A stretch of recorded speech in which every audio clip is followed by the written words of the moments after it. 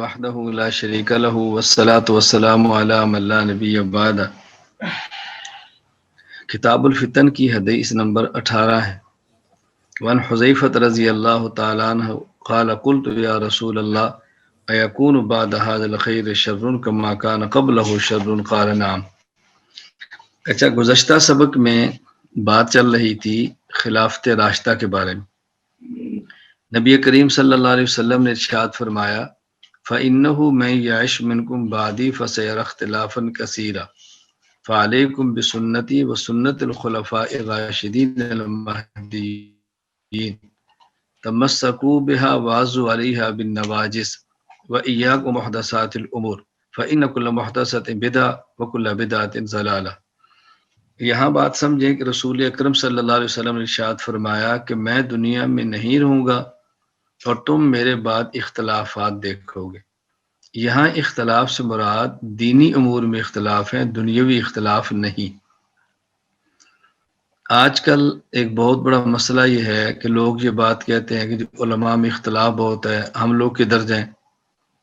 میں کہتا ہوں آپ ادھر جائیں جدھر آپ کو رسول اکرم صلی اللہ علیہ وسلم نے بھیجا ہے۔ یہ کہ اختلافات بہت ہیں، یہ تو اللہ کے نبی نے خود فرمایا کہ میرے جانے کے بعد اختلافات ہوں گے، یہ تو الجھن نہیں ہے۔ باقی اختلافات کا حل آپ بیان نہ فرماتے تو الجھن تھی، جب آپ نے اختلافات کا حل بتا دیا اب الجھن ختم ہو گئی۔ آپ ادھر جائیں جدھر اللہ کے نبی نے آپ کو بھیجا ہے۔ تو رسول اکرم صلی اللہ علیہ وسلم نے ارشاد فرمایا کہ میرے بعد جب دین میں اختلافات نظر آئے فعلیکم بسنتی، نمبر 1 میری سنت کا اہتمام کرنا۔ اب یہاں دو لفظ ہیں، ایک لفظ حدیث اور ایک لفظ سنت۔ تو آپ نے سنت کی بات فرمائی ہے، حدیث کی بات نہیں فرمائی۔ سنت اور حدیث میں فرق کیا ہے؟ یہ بات یاد رکھنا کہ ہر حدیث سنت نہیں ہوگی، ہاں ہر سنت حدیث ہوگی۔ تو سنت خاص ہے، حدیث عام ہے۔ رسول اکرم صلی اللہ علیہ وسلم کی نسبت سے آپ کے ہر قول فعل اور تقریر کو حدیث کہتے ہیں، لیکن ہر قول فعل تقریر کو سنت نہیں کہتے۔ سنت کے لیے ضروری ہے نمبر 1 رسول اللہ صلی اللہ علیہ وسلم نے وہ کام ہمیشہ کیا ہو، چھوڑا نہ ہو۔ نمبر 2 وہ کام عذر کی بنیاد پر نہ کیا ہو، بطور عادت کے فرمایا ہو۔ نمبر 3 وہ کام آپ نے امت کے لیے کیا ہو، آپ کے ساتھ خاص نہ ہو۔ یہ ضروری چیزیں ہیں، اگر نہ سنت نہیں ہوگی حدیث ہوگی۔ پھر آپ نے حل کیا ارشاد فرمایا اگر سنت وہاں نہ نظر آئے وہ سنت الخلفاء الراشدین، خلفاء راشدین مہدیین کی سنت کو لازم پکڑو۔ ایک بات تو طے شدہ ہے کہ ہمیں یہ طے کرنا پڑے گا خلفاء راشدین سے مراد کون ہے، کیونکہ اللہ کے نبی نے خلفاء راشدین کی سنت کو لازم پکڑنے کا حکم دیا ہے۔ تو اگر یہ طے ہی نہ ہو کون ہے تو پھر ہر خلیفۃ المسلمین خود کو خلیفہ راشد کا دعویٰ کر دے گا اور وہ سمجھے گا کہ میری بات کو لازم پکڑنا ضروری ہے۔ اس لیے اہل سنت والجماعت کا یہ موقف ہے کہ خلفاء راشدین سے مراد 4 ہیں، حضرت ابوبکر، عمر، عثمان، علی رضی اللہ تعالیٰ عنہم، جن کے دور کو دور خلافت راشدہ موعودہ فی القرآن کہتے ہیں۔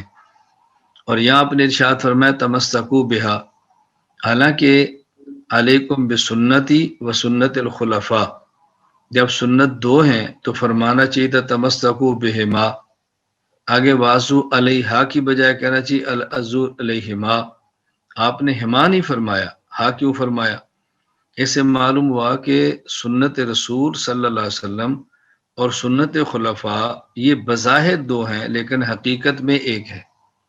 حقیقت میں ایک ہونے کا مطلب یعنی یہ سنت ان کی اپنی نہیں ہے، کوئی وضع کردہ ہو، اختراع ہو، گھڑی ہو، بلکہ رسول اکرم صلی اللہ علیہ وسلم سے جو دین مبارک سمجھا ہے اسی فہم کے نتیجے میں ایک عمل جاری کیا جس پر صحابہ نے اتفاق کر لیا، تو یہ سنت الخلفاء ہے۔ تو الگ چیز نہیں ہے، دیکھنے میں 2 ہیں، در حقیقت ایک ہے۔ اور اس کی وجہ کیا ہے کہ دور خلافت راشدہ یہ تکمیل دور نبوت ہے۔ دور خلافت راشدہ موعودہ فی القرآن یہ تکمیل دور نبوت ہے، یعنی کچھ کام رسول اللہ صلی اللہ علیہ وسلم اپنی زندگی میں کرنا چاہتے تھے، زندگی نے ساتھ نہ دیا، آپ دنیا سے رخصت ہو گئے، تو وہ کام حضرات خلفاء راشدین نے فرمائے ہیں، وہ کام اللہ تعالیٰ ان سے پورے کرا دیے ہیں۔ اس لیے دور خلافت راشدہ کو تکمیل دور نبوت کہتے ہیں۔ مثلا حضور اکرم صلی اللہ علیہ وسلم نے مسیلمہ کذاب کو قتل کرنے کا ارادہ فرمایا اور آپ نے اس کے لیے حضرت اسامہ رضی اللہ تعالیٰ کو امیر بنا کر بھیجا۔ ابھی قافلہ روانہ نہیں ہوا، مدینہ منورہ سے باہر تھا کہ آپ دنیا سے تشریف لے گئے۔ ابو بکر صدیق رضی اللہ تعالیٰ عنہ نے حضرت اسامہ کو امیر بنا کے بھیجا اور مسیلمہ کذاب کا قتل کروایا۔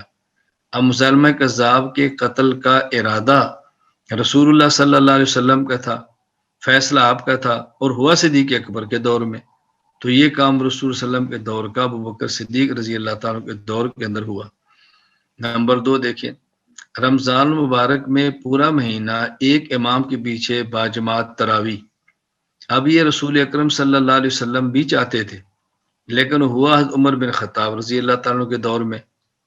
یہ بات اچھی طرح سمجھنا، ایک امام کے پیچھے پورا مہینہ تراویح حضرت عمر رضی اللہ تعالیٰ کے دور کی سنت ہے۔ ہم اس کو سنت رسول کیوں کہتے ہیں؟ بے سنت رسول تو وہ ہوتی ہے ما واظب علیہ النبی، جس پر اللہ کے نبی دوام فرمائے، اور یہ اللہ کے نبی کا پورا مہینہ جماعت کرانا یہ حضور سے جب ثابت نہیں ہے تو یہ سنت پر کیسی ہوگی؟ سنت کیسی ہوگی؟ اس کو اچھی طرح بات سمجھ لیں کہ اس پہ رسول اللہ صلی اللہ علیہ وسلم کا دوام ہے پورا مہینہ جماعت پر، لیکن دوام کی 2 قسمیں ہیں، ایک ہے دوام حقیقی اور ایک ہے دوام سوری۔ دوام سوری، اب یا کہہ لیں کہ دوام حقیقی ہے اور دوام حکمی ہے۔ رسول اللہ صلی اللہ علیہ وسلم کا ایک وہ دوام ہے جو نظر آئے، آپ خود کروائیں، جیسے آپ نے فجر کی نماز ہمیشہ جماعت کرائی ہے، ظہر کی ہمیشہ کرائی ہے، اور ایک یہ ہے کہ دوام ہو لیکن نظر نہ آئے۔ رسول اکرم صلی اللہ علیہ وسلم نے 23 تاریخ کو باجماعت تراویح پڑھائی، 24 کو نہیں پڑھائی، 25 کو پھر پڑھائی، 26 کو نہیں پڑھائی، 27 کو پھر پڑھائی۔ اب رسول اللہ صلی اللہ علیہ وسلم نے 23، 25 اور 27 یہ 3 دن کروا دی۔ اس کے بعد صحابہ کرام رضی اللہ تعالیٰ عنہ مجمعین اگلی رات یعنی 28 کو آپ عشاء کے بعد اپنے خیمے میں تشریف لے گئے جس میں اعتکاف تھا، صحابہ باہر کھڑے تھے، آپ باہر نہیں آئے، آپ فجر کی نماز کے لیے تشریف ہے، اور آپ نے فرمایا کہ انی لم یخفی علی مکانکم، میرے علم میں تھا کہ تم باہر آئے تھے لیکن میں نہیں آیا اور میں نے جماعت نہیں کرائی۔ کیوں؟ آپ صلی اللہ علیہ وسلم خود ارشاد فرماتے ہیں کہ مجھے خدشہ یہ تھا، انی خشیت ان یفترض علیکم، کہ تراویح تمہارے اوپر فرض نہ ہو جائے۔ اب اس کا معنی کہ رسول اللہ صلی اللہ علیہ وسلم کی خواہش یہ تھی کہ جماعت ہونی چاہیے، لیکن کیوں نہیں کرائی؟ تاکہ فرض نہ ہو جائے۔ تو آپ کی خواہش حضرت عمر نے پوری فرما دی، خلیفہ راشد نے اہتمام کیا کہ پورا مہینہ بعد جماعت تراویح ہونی چاہیے، یہ خواہش حضور کی ہے، پوری عمر نے کی ہے۔ آپ نے کہا عذر کیا تھا؟ آپ کراتے تو فرض ہو جاتی، حضرت عمر کے کروانے سے فرض نہیں ہوئی، تو آپ کی خواہش بھی پوری ہوگی اور جو عذر تھا وہ بھی یعنی عذر درمیان میں رکاوٹ بھی نہیں بنا۔ اب پوری امت پورا مہینہ پڑھ رہی ہے، تو یہ رسول اللہ صلی اللہ علیہ وسلم کی خواہش جو تھی، آپ کا ارادہ تھا، عمر رضی اللہ تعالیٰ کے دور میں مکمل ہوا۔ میں کہا کرتا ہوں کہ عموماً کہ بندہ سوال کرے اور معقول ہو تو اس کو داد دینی چاہیے۔ میں ایک بار سکھر دورے پر تھا اور وہاں میں نے عشاء کے بعد یہ بیان کیا، پھر اس پر یہ اشکال کیا اور اس کا جواب دیا، تو میرے ساتھ ایک ساتھی یہاں سے بطور گارڈ کے، وہ عالم نہیں تھے۔ جب بیان سے فارغ ہو کر میں کمرے میں پہنچا تو ان نے کمرے میں آ کر اندر سے کنڈی بند کر لی اور مجھے کہا جی 1 منٹ۔ میں نے سمجھا کہ شاید کوئی مسئلہ ہوگا، کوئی خطرہ ہوگا، مطلب ایک گارننس کے پاس ہے، کنڈی اندر سے بند کر لی اور مجھے محفوظ کیا۔ میں نے کہا خیر تو ہے، تو وجہ کیا ہوا؟ تو اس نے کہا جی آپ کے بیان کے دوران میرے ذہن میں ایک سوال آیا، تو میں نے کہا ابھی پوچھ لوں ورنہ بعد میں میرے ذہن سے نکل جانا ہے، تو اس لیے میں نے کنڈی لگا لی ہے کہ میرے سوال کا جواب دے دے۔ مطلب ظاہر ہے ابھی تازہ سوال ہے، عالم تو تھا نہیں، تو سوال آ گیا ذہن میں، لوگ آئیں گے، رش ہوگا، تو سوال ذہن سے نکل جائے گا، میرے سوال کا جواب دے۔ میں نے کہا جی سوال بڑا معقول تھا۔ اس نے کہا کہ آپ یہ جو کہہ رہے ہیں کہ اہتمام کے ساتھ دوام کرنے سے فرض ہو جاتا ہے، تو ہم فجر کی سنتوں کا رسول اللہ صلی اللہ علیہ وسلم نے دوام کیا، وہ تو فرض نہیں ہے، اور آپ نے ظہر کی سنتوں کا اہتمام دوام کیا، وہ تو فرض نہیں ہے، تو ایک کام نبی پاک صلی اللہ علیہ وسلم کے دوام سے فرض ہوتا ہے، اگر آپ تراویح کا اہتمام کرتے تو فرض ہو جاتا پورا سا۔ میں نے کہا بات سمجھو، ایک یہ کہ رسول اللہ صلی اللہ علیہ وسلم نے نماز کو اکیلا پڑھا اور ہمیشہ پڑھا، ایک ہے کہ آپ نے نماز کو پڑھا، ہمیشہ پڑھا اور جماعت کے ساتھ پڑھا۔ تو وہ نماز جو آپ نے ہمیشہ جماعت کے ساتھ پڑھی ہے وہ فرض ہے، اور جو آپ نے نماز ہمیشہ پڑھی ہے اور اکیلے پڑھی ہے وہ سنت ہے۔ اب دیکھیں فجر کی 2 سنتیں یہ آپ نے ہمیشہ پڑھی ہیں لیکن اکیلے، مواظبت ہے، یہ سنت موقدہ ہے، اور 2 فرض آپ نے ہمیشہ پڑھے ہیں اور جماعت کرائی ہے تو یہ فرض ہے۔ تو یہ 2 نمازوں میں فرق ہوتا ہے، وہ نماز جو آپ ہمیشہ پڑھیں اور اکیلے پڑھیں وہ سنت موقدہ، اور جو آپ ہمیشہ پڑھیں اور جماعت سے پڑھیں وہ فرض ہے۔ اس لیے اللہ کے نبی نے فرمایا کہ تراویح تو میں ہمیشہ پڑھ رہا ہوں لیکن جماعت ہمیشہ کیوں نہیں کرا رہا، کہیں آپ کے اوپر فرض نہ ہو جائے۔ تو اللہ کے نبی صلی اللہ علیہ وسلم کا یہ عذر تھا، حضرت عمر کا یہ عذر نہیں تھا۔ تو یہ حضرت عمر رضی اللہ تعالیٰ کے دور میں ہوا۔ یہ میرا عنوان اب یہ نہیں، میں ویسے وضاحت کر رہا ہوں، یہ جو ہم کہتے ہیں نا تراویح حضرت عمر نے شروع کرائی تھی، یہ نہ کہا کریں۔ 20 رکعت تراویح رسول اللہ صلی اللہ علیہ وسلم کے دور میں ہے، اور 20 رکعت تراویح کی جماعت پورا مہینہ یہ حضرت عمر کے دور میں ہے، ایک امام کے پیچھے۔ جماعت صدیق اکبر کے دور میں بھی تھی لیکن ایک امام کے پیچھے نہیں تھی، کہیں 2 کھڑے ہیں، کہیں 4 کھڑے ہیں، کہیں 3 کھڑے ہیں، الگ الگ ٹولیوں کی صورت میں جماعت کراتے تھے ایک امام کے پیچھے۔ اس کو ذہن میں رکھ لیں۔ خیر میں یہ عرض کر رہا تھا کہ خلیفہ راشد کی یعنی جو وہ عمل جس کا ارادہ رسول اللہ صلی اللہ علیہ وسلم نے کیا اور تکمیل خلیفہ راشد کے دور میں ہوئی۔ حضرت عثمان غنی رضی اللہ تعالیٰ کے دور میں دیکھیں 2 اذانیں، اب یہ حضرت عثمان غنی رضی اللہ تعالیٰ کے دور میں ہے۔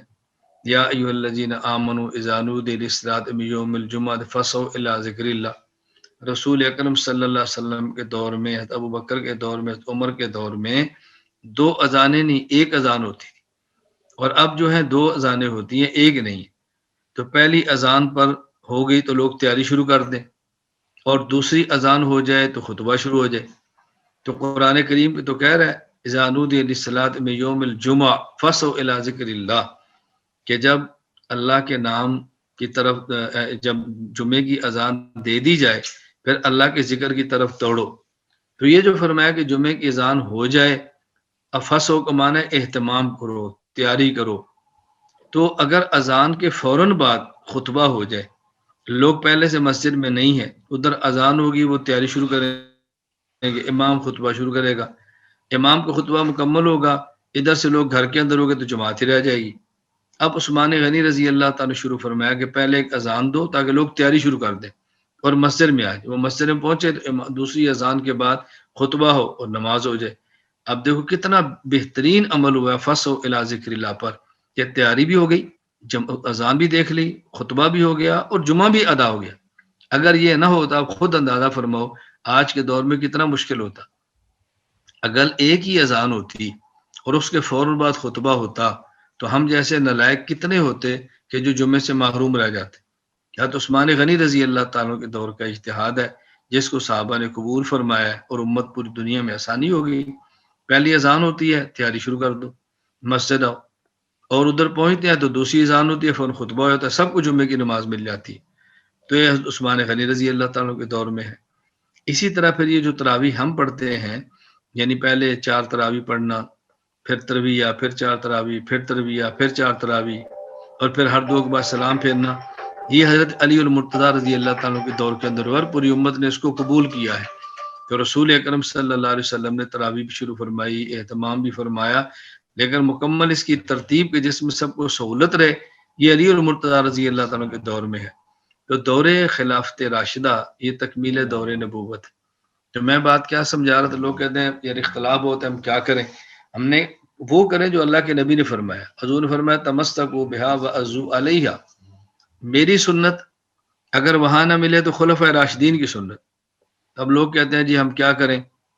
میں اس موقع پر آپ یہ مثالیں دے کر بات سمجھایا کریں۔ جی کچھ کہتے ہیں حضور پاک صلی اللہ علیہ وسلم قبر مبارک میں زندہ نہیں ہے، اکثر کہتے ہیں زندہ ہے، تو ہم کس کی بات مانیں؟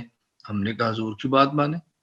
آپ نے خلفائے راشدین کو دیکھو، ابو بکر صدیق رضی اللہ تعالیٰ عنہ موت سے قبل وصیت فرما رہے ہیں کہ میری چارپائی کو حضور پاک کے روضہ مبارک کے باہر رکھ دینا اور اجازت مانگنا، اجازت ملے تو اندر لے جانا، نہ ملے تو نہ لے جانا۔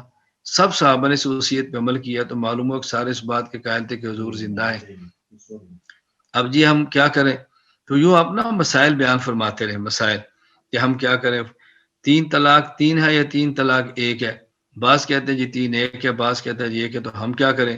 اللہ کے نبی فرماتے ہیں علیکم بسنتی و سنت الخلفاء، حضرت عمر کا فیصلہ آ گیا کہ 3 ہی ہوتی ہے۔ یہ جمعے کے دن اذان 2 ہے یا 1 ہے، ہم کیا کریں؟ اللہ کے نبی نے فرمایا خلفائے راشدین کو دیکھو، خلفائے راشدین کا فیصلہ آ گیا، اب جمعے کی اذانیں 2 ہیں، وہ جی تراویح 20 ہے 8 ہے، ہم کیا کریں؟ وہ کرو جو اللہ کے نبی نے فرمایا، تمسکو اللہ حضور علیکم بسنتی و سنت الخلفاء، حضرت علی کا فیصلہ آ گیا، جو ترتیب ہم اختیار کی ہے، تو اللہ کے نبی نے حل دے دیا ہے نا، یہ تو نہ کو کہ حل نہیں دیا۔ خیر میں یہ عرض کر رہا تھا کہ خلافت راشدہ کے حوالے سے یہ بات اچھی طرح سمجھ لیں، اور ایک بات بہت اہم سمجھیں، لوگ آپ کو دھوکہ دیں گے کہ یہ کہتے ہیں خلفائے راشدین کی سنت کو لازم پکڑو، دیکھو فلاں موقع پہ حضرت عمر رضی اللہ تعالیٰ عنہ نے فرمایا کہ حق مہر محدود ہونا چاہیے، زیادہ نہیں ہونا چاہیے۔ ایک عورت نے کھڑے ہو کر کہا عمر تم کون ہو تو روکنے والے؟ قرآن کہتے ہیں وہ آتی تمہیں ہداہن قنطارا، اگر تم نے حق مہر دیا ہے ایک سونے کا ڈھیر بھی تو واپس مت لو، قرآن ڈھیر کہہ رہا ہے، آپ اس کو محدود کر رہے ہو۔ حضرت عمر نے فرمایا کہ اگر یہ عورت نہ ہوتی آج عمر ہلاک ہو جاتا۔ عمر کی بات تو ایک عورت نہیں مان رہی، تو خلیفہ راشد کے فیصلے ہمارے ذمہ کیسے لازم ہے؟ اس طرح کے آپ کو نا وہ کئی ایک مسائل بتائیں گے، خلیفہ راشد کا یہ اجتہاد تھا، صحابہ نے نہیں مانا، فلاں نے نہیں مانا۔ یہ بات اچھی طرح یاد رکھنا، رسول اللہ صلی اللہ علیہ وسلم نے یہ نہیں فرمایا علیکم بسنتی و اجتہاد الخلفاء الراشدین، آپ نے فرمایا علیکم بسنتی و سنت الخلفاء الراشدین۔ ایک ہے خلیفہ راشد کا اجتہاد اور ایک ہے خلیفہ راشد کی سنت۔ جو خلیفہ راشد کا اجتہاد ہے، جس سے اس دور کے مجتہدین صحابہ کرام نے اختلاف کیا اور قبول نہیں کیا، وہ اجتہاد ہے، اس کی حیثیت وہی ہے، قبول کریں یا نہ قبول، اس سے دوسرا مجتہد اختلاف کر سکتا ہے۔ اذا حکم الحاکم فاجتہد فاصاب فلو اجران واذا حکم فاجتہد ثم اخطأ فلو اجر، یہی ہے۔ لیکن خلیفہ راشد کا ایسا اجتہاد جس کو مجموعی طور پر تمام صحابہ نے قبول فرما لیا ہو، یہ اجتہاد سے نکل کر سنت کا درجہ اختیار کرتا ہے، اور اس سے کسی شخص کو حق حاصل نہیں ہے کہ اعراض کرے اور اس کو چھوڑ دے۔ تو تنہا اجتہاد کا مسئلہ اور ہوتا ہے، اور جب اس کو سارے صحابہ قبول فرما لیں اور وہ سنت کا درجہ اختیار کر لے تو پھر اس کی حیثیت اور ہوتی ہے، دونوں میں فرق ہے۔ تو یہ کچھ گزشتہ سبق کی باتیں تھی، میں نے کہا آپ کے علم کے اندر ہے، اس کو ذرا ذہن نشین فرما لیں۔ اب آج کا سبق سنے تو حذیفہ رضی اللہ عنہ فرماتے ہیں کہ میں نے پوچھا یا رسول اللہ، یہ آپ نے جو فرمایا کہ خیر ہوگی تو اس خیر کے بعد شر بھی ہوگا؟ فرمایا ہاں۔ میں نے پوچھا حضور اس خیر کے بعد شر ہوگا؟ جیسے پہلے بھی شر تھا، فرمایا بعد میں بھی ہوگا۔ تو میں نے پوچھا اسے بچنے کی صورت کیا؟ فرمایا سیف، تلوار، کیونکہ تلوار فتنوں کو ختم کرتی ہے، تلوار شر کو روک دیتی ہے، تلوار کا صحیح استعمال دین کو سربلندی دیتا ہے، صحیح استعمال اس سے دین سربلند ہوتا ہے۔ تو یہ بات یہاں ایک ذہن نشین فرما لو، ایک ہوتا ہے اعلاء کلمت اللہ، اچھی طرح بات سمجھنا، ایک ہوتا ہے اعلاء کلمت اللہ، ایک ہوتا ہے اکثار کلمت اللہ، ایک ہوتا ہے کہ کلمہ پڑھنے والے بہت زیادہ ہو جائے، ایک ہوتا ہے کہ اللہ کا کلمہ بلند ہو اور کلمہ پڑھنے والوں کا غلبہ ہو۔ جہاد سے مقصود اکثار کلمت اللہ نہیں ہے، جہاد سے مقصود اعلاء کلمت اللہ ہے۔ من قاتل فی سبیل اللہ لتکون کلمت اللہ العلیٰ هو فی سبیل اللہ۔ تو اعلاء کلمت اللہ الگ ہے، اکثار کلمت اللہ الگ ہے۔ لوگوں کا مسلمان زیادہ ہونا یہ الگ چیز ہے، اور جو ہوں ان کا غالب ہونا یہ الگ چیز ہے۔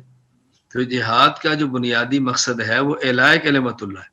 یہ میں نے بات اس لیے سمجھائی کہ بعض کو غلط فہمی ہو جاتی ہے کہ جی دیکھو ہم تو جہاد نہیں کر رہے لیکن کتنے لوگ نمازی بن گئے ہیں، ہم تو جہاد نہیں کر رہے کتنے لوگ دین پہ آ گئے ہیں، تو جہاد کے بغیر تو لوگ دین پہ زیادہ آ رہے ہیں، تم نے کیا کیا ہے؟ یہ بات یاد رکھنا۔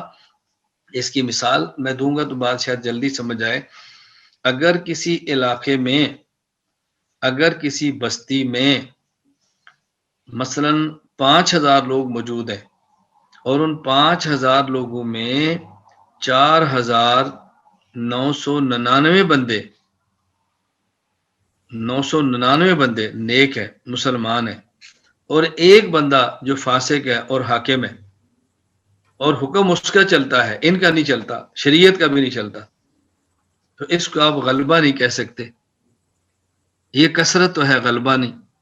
اور اگر کسی علاقے میں 4999 وہ ہیں جو بے دین ہے، اور حاکم دیندار ہے اور فیصلے شریعت کے مطابق ہوتے ہیں۔ اب آپ اس کو غلبہ کہیں گے کہ یہ غالب ہے۔ زیادہ ہونا اور ہوتا ہے، غالب آنا اور ہوتا ہے۔ تو جہاد سے مقصود زیادہ ہونا نہیں ہے، جہاد سے مقصود غالب آنا ہے۔ اس لیے یہ ذہن میں رکھ لیں کہ جہاد کا مقصد یہ نہیں ہوتا کافر کلمہ پڑھ لیں، جہاد کا مقصد ہوتا ہے یا کلمہ پڑھ لیں یا جزیہ دے کر ماتحت ہو کر رہیں، اور اگر دونوں صورتیں نہیں ہے تو پھر میدان میں نکلے، یا وہ ہے یا ہم ہیں۔ بس یہ ہے جہاد کا مقصد۔ تو اللہ کے نبی نے فرمایا سیف، تلوار۔ میں نے پوچھا یا رسول اللہ وَهَلْ بَعْدَ السَّيْفِ بَقِيَّةٌ، اللہ اکبر، حضور یہ تلوار کا استعمال تو کیا، تو کیا اس کے بعد بھی اہل اسلام باقی رہیں گے؟ فرمایا ہاں، اس کے بعد بھی باقی رہیں گے، لیکن ہوں گے کیا؟ عمارت علی خزا، یہ امارت بھی ہوگی، حکومت بھی ہوگی، اور فساد بھی ہوگا۔ فساد پر حکومتیں ہوں گی۔ وہدنۃ علی دخن، فرمایا صلح ہوگی لیکن کدورت کے ساتھ ہوگی۔ امیر المومنین بھی ہوگا، لوگ اس کی بات بظاہر اس کی اطاعت بھی کریں گے لیکن اندر کدورت ہوگی۔ میں نے پوچھا حضور اس کے بعد کیا ہوگا؟ فرمایا ینشأ دعاۃ الضلال، گمراہ قسم کے دائی پیدا ہوں گے، اللہ اکبر، جو لوگوں کو جہنم کی طرف بلائیں گے۔ یہ بات اچھی طرح ذہن نشین فرمانا، اس کو صحابہ کرام کے ساتھ فٹ نہ کرنا رضی اللہ عنہ۔ یہ اللہ کے نبی نے ویسی علامات بیان فرمائی قیامت سے پہلے ایسے ہوگا، اس کا معنی ہی نہیں کہ صحابہ کے دور میں ہوگا۔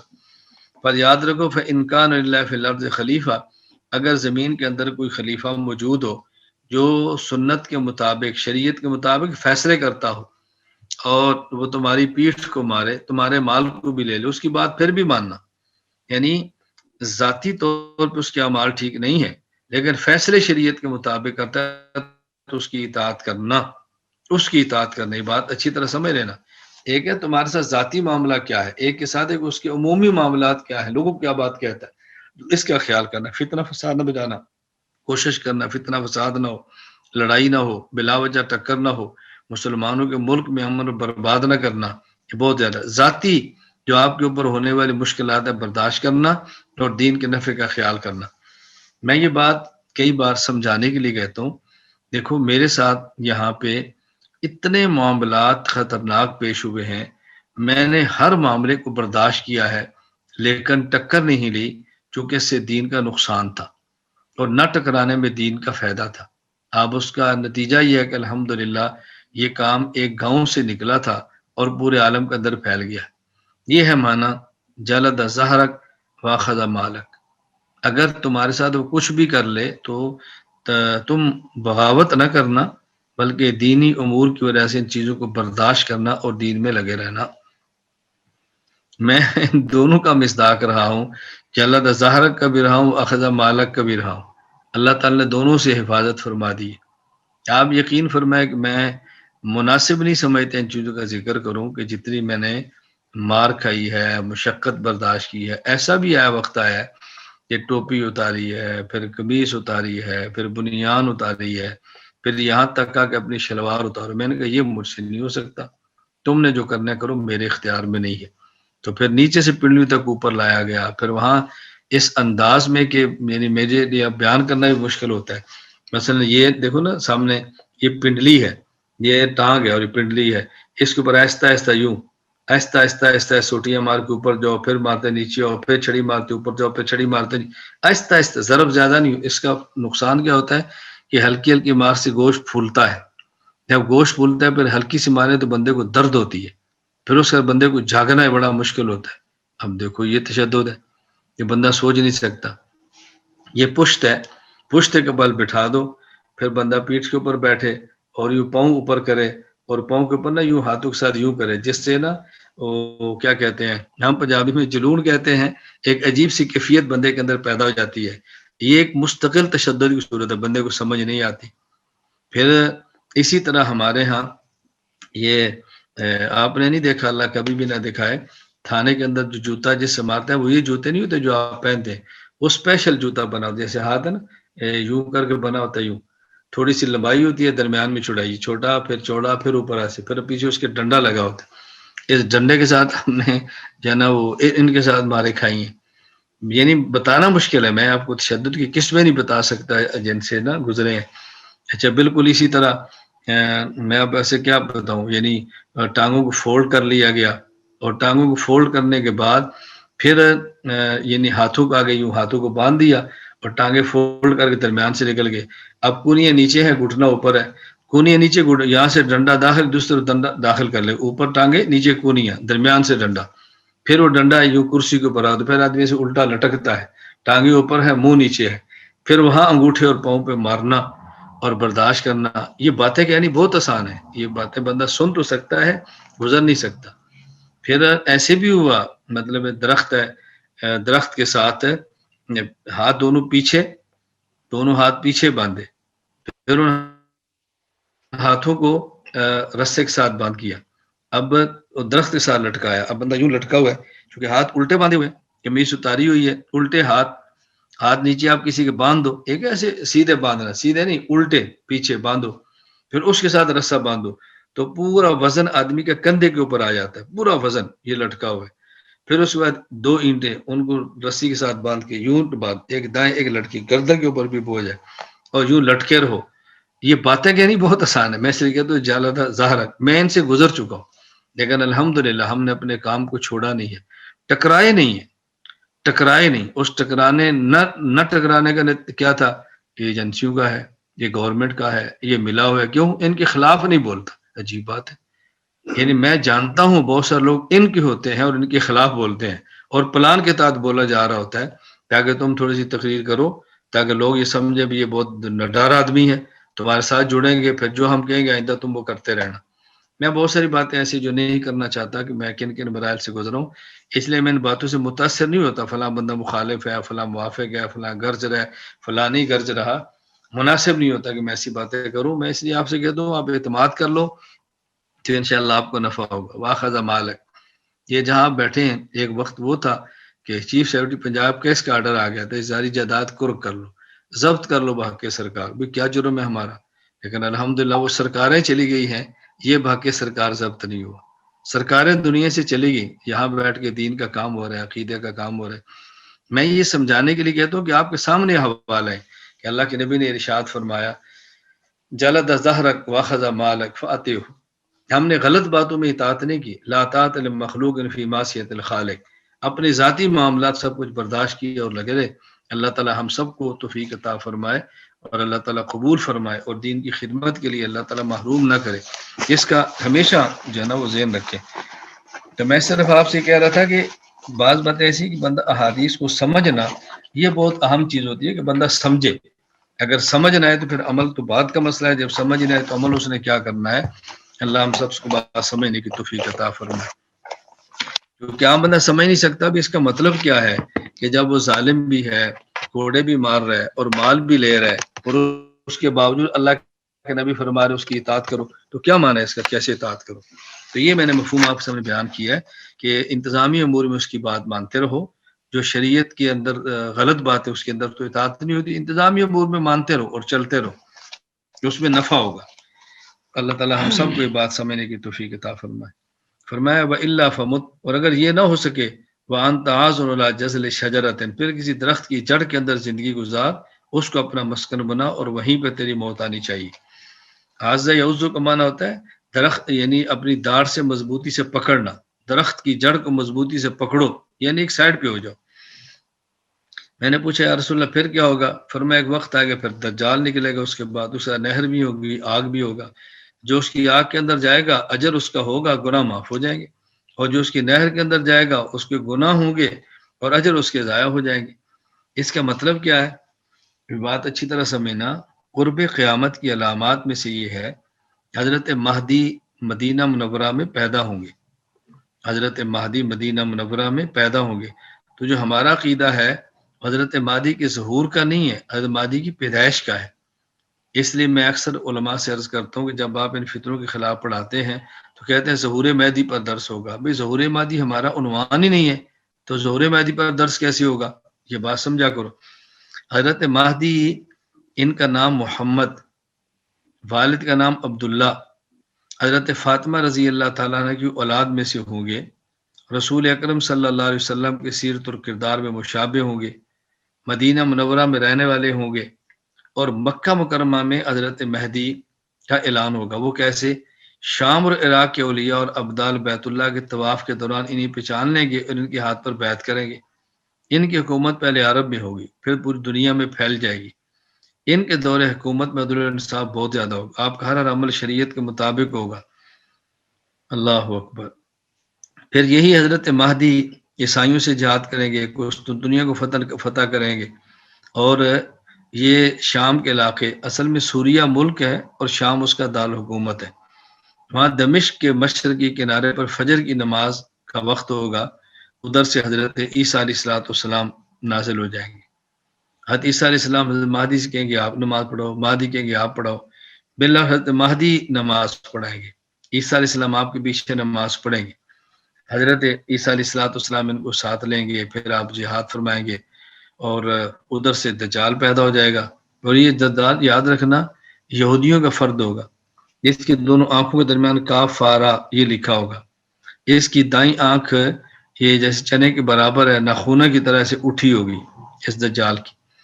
اور یہ حضرت عیسیٰ علیہ السلام پہلے حضرت مہدی کے مقابلے میں ہوگا، اس وقت جو یہ کر سکتا ہے وہ کرے گا، لیکن حضرت عیسیٰ علیہ السلام کی آمد پر اس کی بس ہو جائے گی۔ اللہ اکبر۔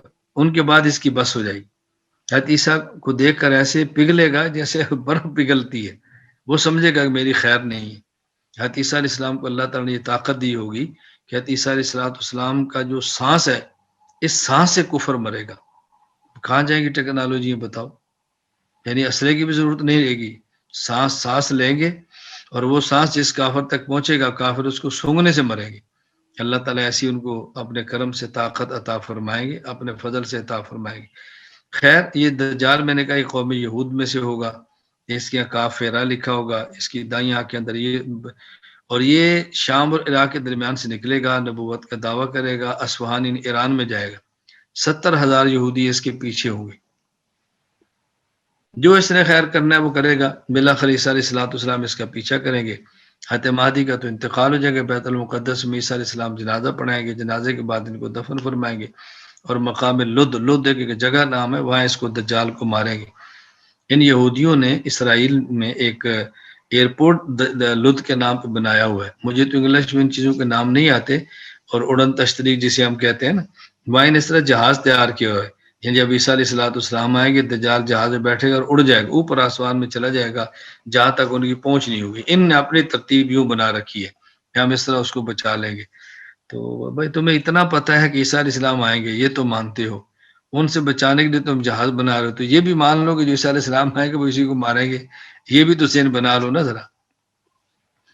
یعنی حضرت عیسیٰ علیہ السلام کے آنے کا تمہیں یقین ہے کیونکہ حضور نے فرمایا، تو پھر اس کے مرنے کا بھی دجال کا یقین بناؤ کہ وہ بھی حضور پاک نے فرمایا، یعنی رسول اللہ صلی اللہ علیہ وسلم کی بتائی ہوئی جو نا پیش گوئیوں کے مطابق یہ تو پتہ ہے کہ عیسیٰ علیہ السلام آئیں گے، یہ پتہ ہے، ان سے دجال کو بچانے کے لیے جو نا پلان بنا رہے ہیں۔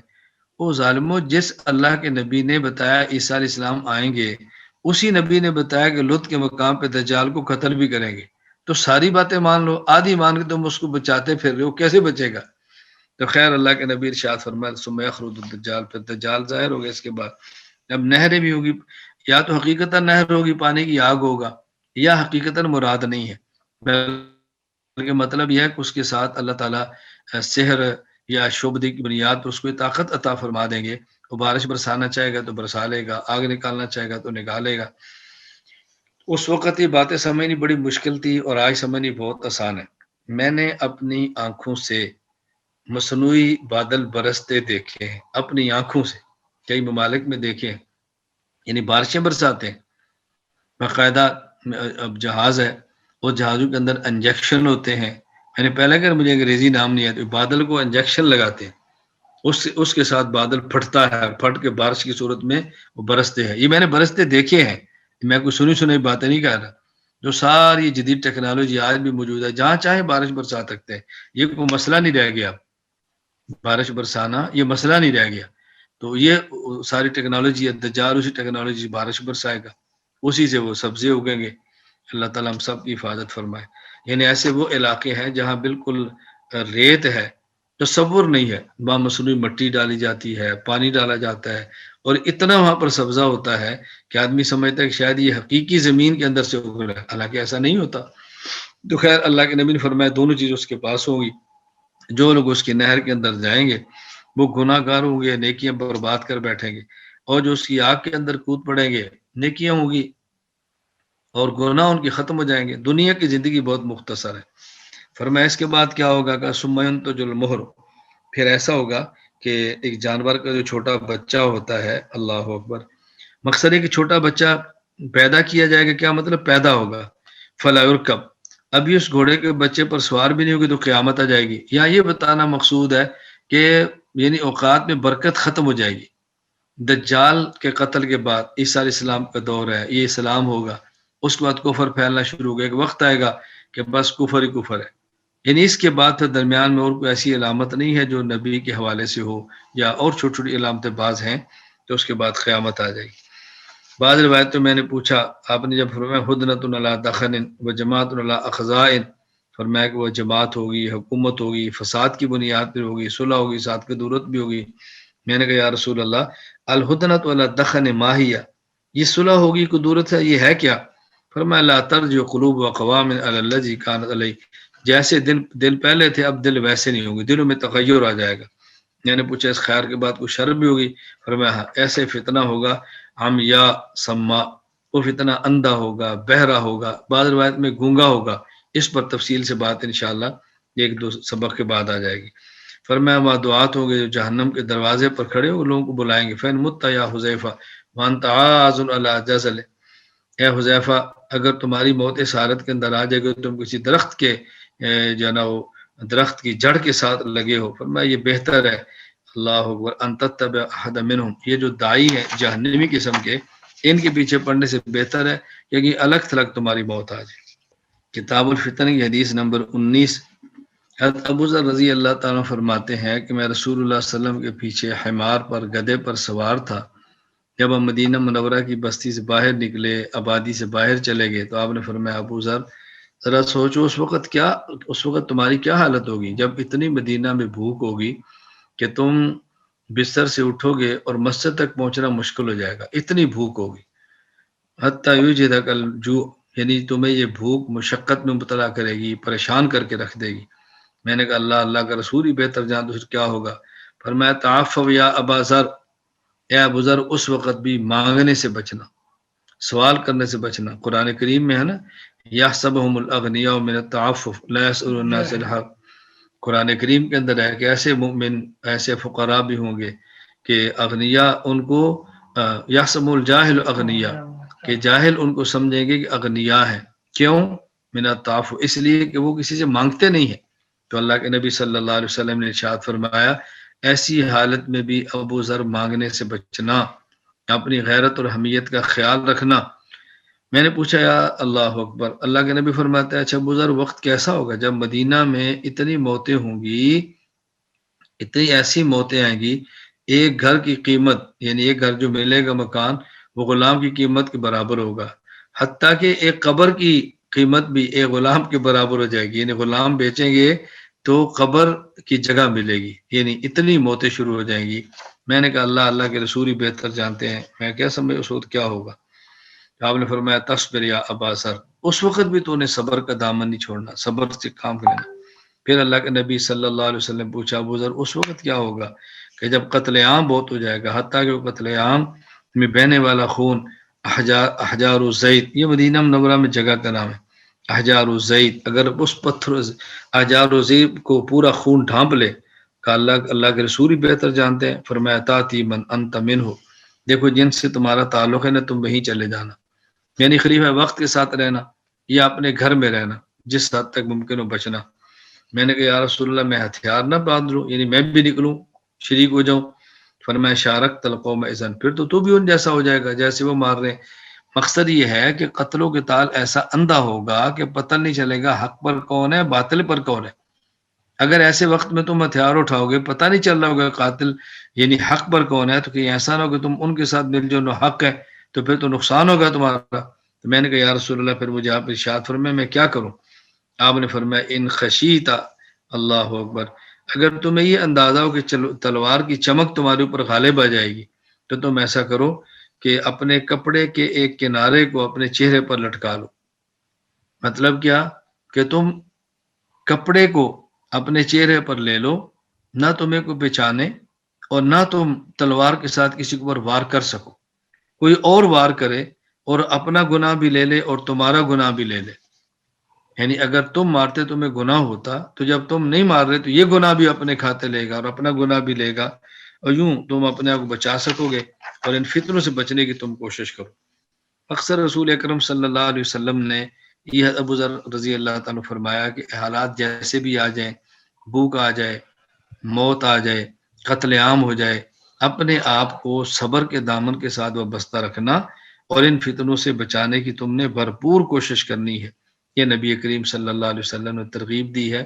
اللہ تعالیٰ ہمیں فتنوں سے محفوظ فرمائے، اللہ تعالیٰ مشقتوں اور تکالیف سے بچائے۔ اگر مشقت، تکلیف کو مشکل وقت آ جائے تو اللہ تعالیٰ پھر ہمیں صبر کی توفیق عطا فرمائے۔ اللہ تعالیٰ میری اور آپ سب کی حفاظت فرمائے۔ بس میں اور آپ اپنا ایک ذہن بنا لیں کہ ہم نے فتنوں کے خلاف کام کرنا ہے اور فتنوں سے الگ رہنا ہے۔ بس فتنوں کے خلاف کام کرنا ہے، فتنوں سے الگ رہنا ہے۔ میں اکثر یہ اپنے طلباء کو بڑی تاکید سے کہتا ہوں، بس اوقات انسان فتنہ کے خلاف کام کرتے خود فتنہ ہو جاتا ہے۔ اس کا خیال بہت زیادہ رکھنا ہے کہ فتنوں کے خلاف کام کرتے ہو خود فتنہ نہیں ہونا، اور فتنوں سے بچنا کتنا ضروری ہے۔ اس لیے میں آپ کو بطور تاکید کہتا ہوں کہ جمعہ کے دن سورہ کاف ہر کسی کو پڑھنی چاہیے، لیکن مرکز سے وابستہ افراد کو ضرور پڑھنی چاہیے، کیونکہ ہمارا عنوان ہی فتنوں کا رد ہے، ہمارا عنوان ہی فتنے کا مقابلہ ہے۔ تو فتنوں کے مقابلہ کرنے والے بندے کا فتنوں سے محفوظ رہنا بہت ضروری ہے۔ اس لیے جمعہ کے دن سورہ کاف کا بہت اہتمام کرو۔ اللہ تعالیٰ ہم سب کو عمل کرنے کی توفیق عطا فرمائے۔ وآخر دعوانا الحمدللہ رب العالمین۔